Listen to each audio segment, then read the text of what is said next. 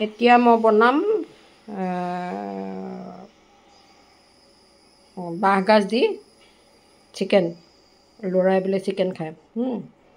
গতিকে সদায়তো মছলা দি খাই থাকিব নোৱাৰি, সেইকাৰণে মই এতিয়া বনাম বাঁহগাজ দি পেলাই বনাম। আৰু দ্বিতীয়তে কোনো মেকআপ চেকআপ নাই, ঘৰত আছোঁ, গতিকে কোনো মেকআপৰ কথা নাই। গৰম, চেহেৰা দেখিলে গম পাই চাগে গৰম।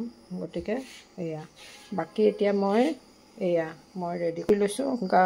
গাজৰ কাটিছোঁ, বিলাহী, তাৰপিছত এয়া জলকীয়া, পিঁয়াজ, এয়া বাঁহগাজ, তাৰপিছত এয়া চিকেনটো অকণমান বেছি নহয়, কাৰণ অকল সি খাব।